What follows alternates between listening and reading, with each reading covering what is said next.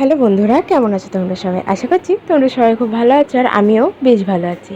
আমার একটা নতুন ব্লগে তোমাদের স্বাগত জানাই। তো আমি অথই। তো চলে এসেছি নতুন একটা ব্লগ নিয়ে। আজকে যে যেখানে আছে তোমাদেরকে সাথে নিয়ে ব্লগটা আমি এখান থেকে শুরু করছি। তো দেখো, সকালবেলা সব আশেপাশে কাজ ছেড়ে নিয়েছি, গোপালকেও দেওয়া হয়ে গেছে। আর এদিকে চলে এসেছিলাম রান্নাঘরে। কালকে সব বাসনগুলো মেজে রেখেছি, সেইগুলো সাইড করে রাখা আছে। আর এইদিকে আমি দুধটা জাল দিয়ে নিচ্ছিলাম। আর এক সাইডে বরবটি আলু ভাজা করছিলাম, যেহেতু রুটি হবে। আর বরবটি আলুটা না আমি আগে একটু ভাপ দিয়ে নিয়েছিলাম, আর বরবটিটা একটু পাকা পাকা হয়ে গেছিলো। আজ দুদিন এনেছে, কিন্তু সকালবেলা কিছু না কিছু থেকেই যাচ্ছে, সেই জন্য এটা ভাজা হচ্ছিল না। তো যাই হোক, আমি সেটা একটু ভেজে নিচ্ছিলাম।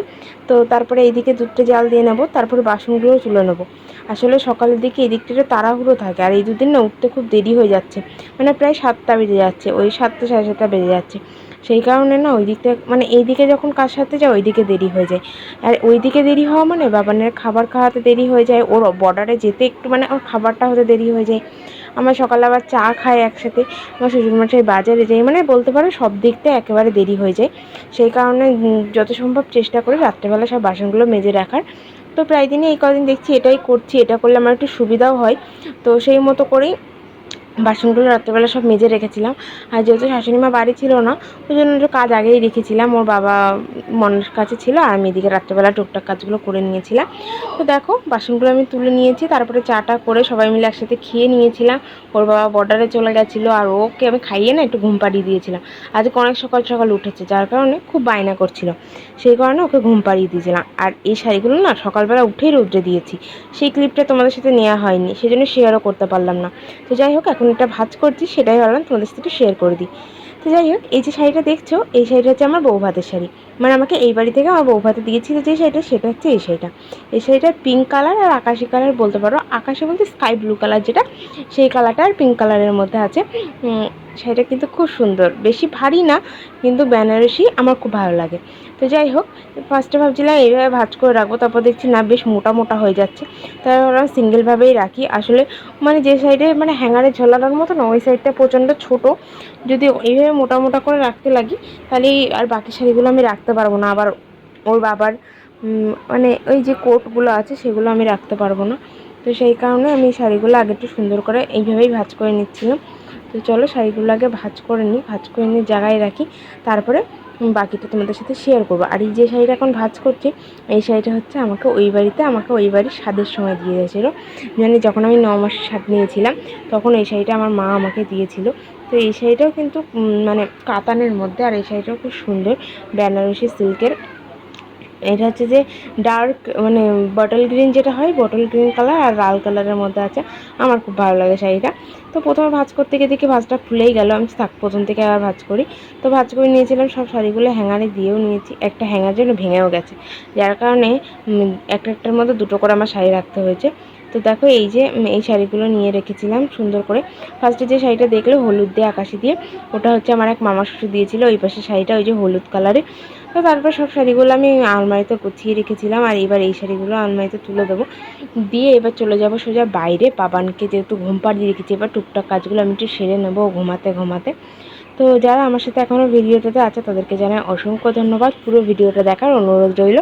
যদি ভিডিওটা ভালো লাগে অবশ্যই কিন্তু একটা লাইক করো। তো দেখো, এই সাইডে কিন্তু আমি বাবানের জামা কাপড়গুলো ধুয়ে নিয়েছিলাম আর নেড়েও দিচ্ছিলাম। ওই সাইডে আবার ওর প্যান্টটা পড়ে গেছে, ওটা আবার একটু ধুয়ে মেলে দিতে হবে।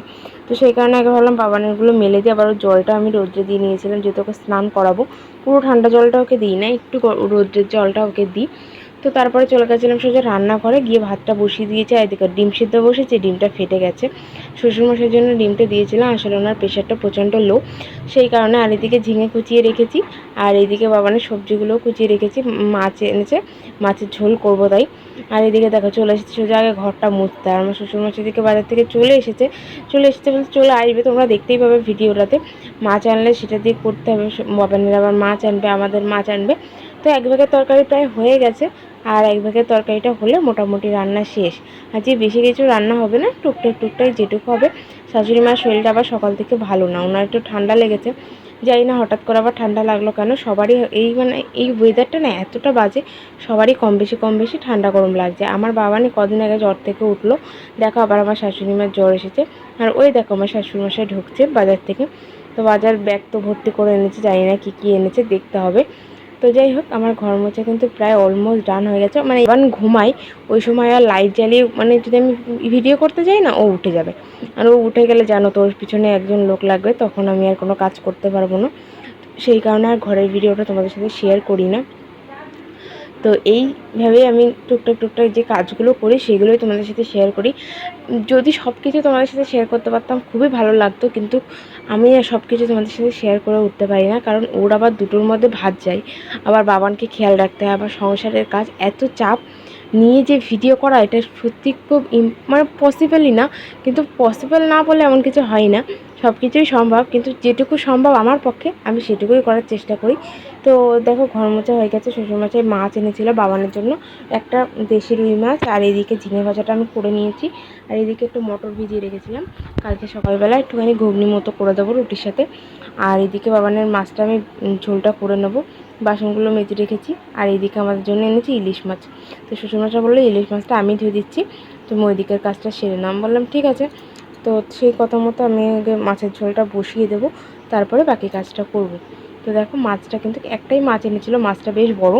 তো মাছটা তেলটা গরম হয়ে যাচ্ছিলো বলে আমি মাছটা আগে দিয়ে দিলাম, মাছটা একটু ভেজে নেবো।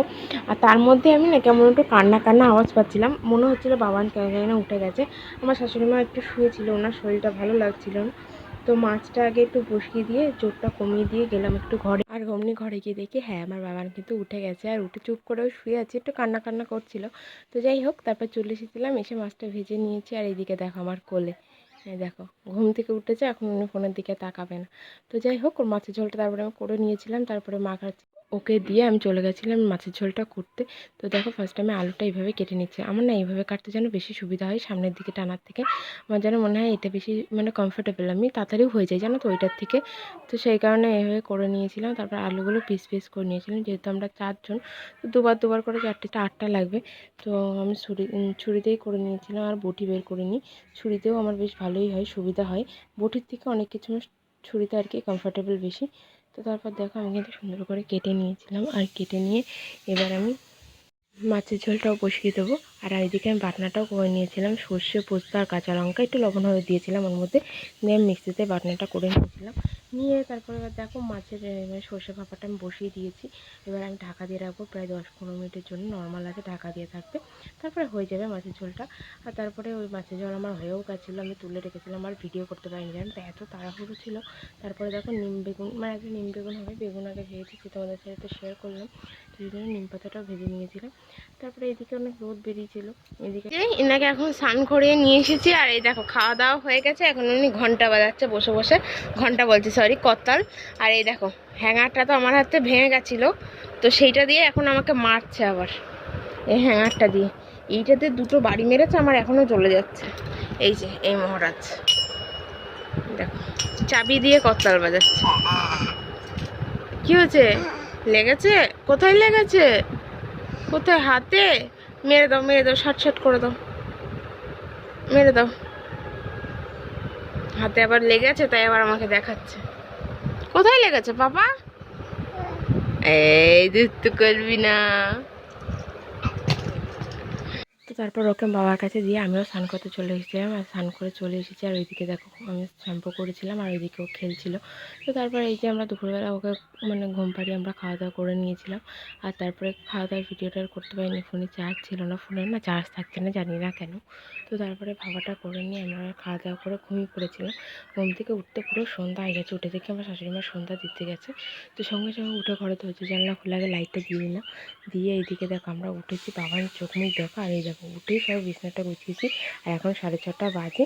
তো তারপরে চাটা করে খেয়ে নিয়েছিলাম, চাটা করে খেয়ে নিয়েছি। আর এইদিকে দেখো, এখন প্রায় 8টা বাজতে চললো। আর আমার বাবা দেখো কী করছে, আসন মাসন বের করে খেলা করছে। তো ও খেলা করছিলো, এইদিকে আমরা সবাই টিভি দেখছিলাম, আমার বাবাও। তো তারপরে আমি চলে গেছিলাম রান্না করতে, রান্না টান্না সব করে নিয়েছিলাম, রাতের খাবার বাবানের জল গরম।